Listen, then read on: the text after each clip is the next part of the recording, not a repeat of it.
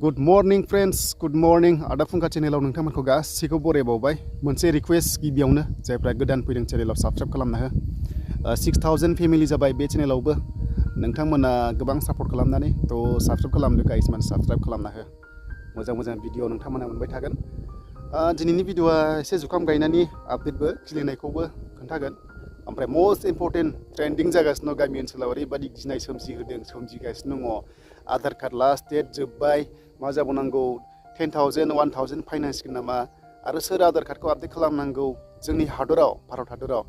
ओरैबायदि इउटुबार ओंखारबाय सोरनिबा बुंनाया नंखाय सोरनाबा नंगौ खायसे रायजोफोर दिनैनि बे भिडिअ ओरैबायदि नोंथांमोना क्लियार जागोन बेखायनो भिडिअखौ नायजोब आरो हानाय एसेबां शेयार खालाम जाहाथे जोंनि गामि ओनसोलना एसेबाबो क्लियार जायो साननायफ्रा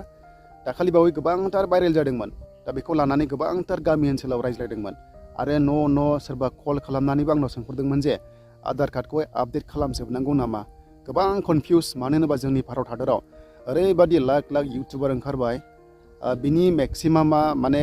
ओरैबायदि आनला सानला भिडिअ होयो आरो खायसे मिनिमामा मोजां कन्टेन्ट कुवालिटि खालामो आरो माने प्रपार रिसार्च खालामनानै आपडेटखौ होयो आरो दा खायसेया जास्ट बिदिनो भिडिअ नुयो ओमफ्राय खोन्थायो आपडेट खालामनांगौ नाथाय सोर खालामथारनांगौ सिंनि खोथाखौ बारा मोनथिजोबा दा बेयावनो जोंनि समाजाव भिडिअथ' बिराद नायो नालाय स' बावनो एसे गोनो गोथो जायो आरो दा जोंनि न'खरावबो गामियावबो गोबांथार सोंदों आंनाव मा खालामनाया मोजां होननानै आं बुंदों बे लास्ट डेटआ जेब्लायबो बारायबाय थायो मानि थाखाय बाराय होनोबा आं डाइरेक्ट बुंनो हादों लास्ट डेटआ बाराय होननाया मानो होनोबा आं बोसोरनै सिगांनो मोनसे भिडिअ खालामखादोंमोन आधार कार्डनि आपडेटआ लास्ट डेट थाया ओरैनो होयो नाथाय बारायबाय थायो आरो दा नोंथांमोना खोनादोंमोन ना निउसाव 14 डिसेम्बर 14 डिसेम्बरा लास्ट डेट होननानै बे होदोंमोन खिन्थु आं बुंदोंमोन भिडिअआव लास्ट डेटआ बारायखायो होननानै दा नायदो स्क्रिनाव नोंथांमोना स्क्रिनाव नायदो लास्ट डेटआ 6 मास बारायबाय 6 मान्थस बारायबाय डेट मिन्स जुन दाननि 14 तारिखसिम हरफिनबावबाय 2025 सिम होमबा नायदो नोंथांमोना गिनांगौ जेबो गैया दा फार्स्ट पइन्ट फैबावबाय सोर आपडेट खालामनांगौ जेब्ला आसाम स्टेटआव आधार कार्ड गैयामोन ना 10-15 बोसोर सिगां बैसोरो बेलेग माने स्टेटआव खालामहैदोंमोन जेरै शिलं खालामदोंमोन ना शिलं मेघालय खालामहैदोंमोन ओमफ्राय ओरैहाय हमना ला अरुणाचल खालामहैदोंमोन बेंगल खालामदोंमोन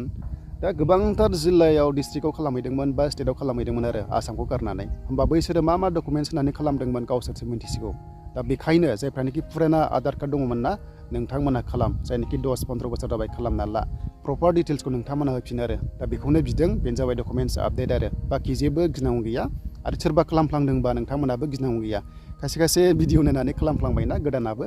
गिनांगौ जेबो गैया जास्ट नोंथांमोना जेबो प्रब्लेम जाया आरो दा फैबाय ओमफ्राय सेकेन्ड आपडेटआ जायनाखि गोदान दाखालिसो खालामदों बा 3 बोसोर 4 बोसोर 5 बोसोर जाबाय नोंथांमोना खालामनाङा मानि थाखाय खालामनाङा होनोबा जोङो जि डकुमेन्ट्स बिदों बेखौनो होखाजोबदोंना बेखायनो जोंना जेब्लायबो अलवेज माने एक्टिभ थागोन आरो जेरै जों एप्लाइ खालामनायाव होदोंमोन पेन कार्ड होदोंमोन भटार कार्ड होदोंमोन ना बेनो मोननै पावारफुल आइडिया बेनो आरो बेनिफ्राय बेंक पासबुक सोरबा रेशन कार्ड कास्ट बिदि होदोंमोन बेफोरनो जायो आरो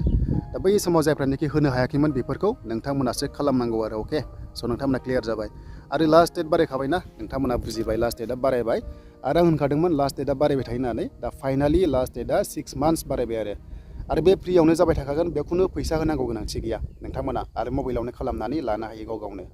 आरो मबाइलाव बोरै खालामो भिडिअ दंखायो डिसक्रिपसनाव आं होना होदों नोंथांमोना जाहाथे बेखौ चेक खालामनानै गावनो खालामनानै लानो हायो आरो दा बेनो लोगोफोर नोंथांमोना जेबो गिनांगौ गैया गोबांथार गिनाय सोमजियो जोंनि गेजेराव मानो होनोबा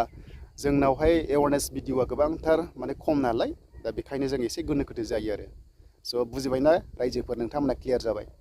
दाना फैबाय जुखाम गायनायाव रायजोफोर दा जुखामाथ' आंना खिलिजोब्बाय नै मेक्सिमाम खिलिबाय नोंथांमोना गोथां नुदोंना नै नायनो हागोन नै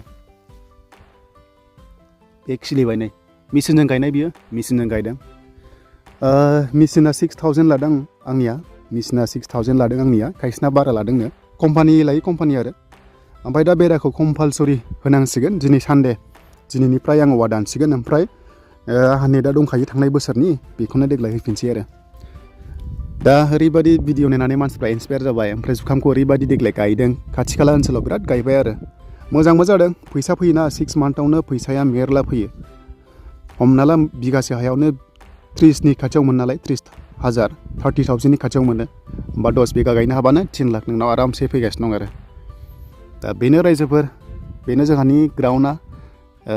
बेबादिनो नुगोन जोंहानि न'खौ आरो ड्रन बेरायनो हाबाथ' बिराद मोजां नुगोन कि जानि